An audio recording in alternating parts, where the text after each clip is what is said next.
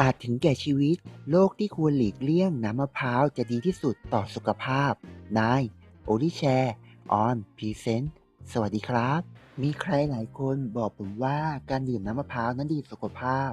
แต่ก็มีปัญหาเกี่ยวกับผู้ที่เป็นโรคราวเหล่านี้ครับซึ่งจะส่งผลร้ายมากกว่าผลดีอย่างแน่นอนวันนี้เราจะมาเปิดเผยนะครับว่ามีโรคอะไรกันบ้างเตรียมตัวจดไว้เลยเพื่อป้องกันปัญหาเกี่ยวกับสุขภาพของตนเองครับ โรคแรกที่ไม่ควรรับประทานนั่นคือโรคไตเสื่อมครับ เพราะอาจจะทำให้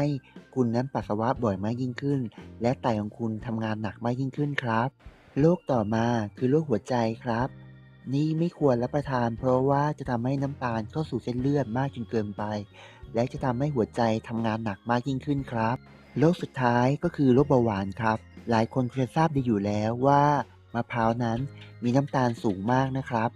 เพราะฉะนั้นจึงไม่เหมาะต่อผู้ที่เป็นโรคเบาหวานครับ เพราะต้องได้รับการควบคุมน้ำตาลเป็นประจำ นี่เป็นข้อมูลข้อลบและข้อเสียของน้ำมะพร้าวสำหรับโลกที่เราได้แนะนำไปครับ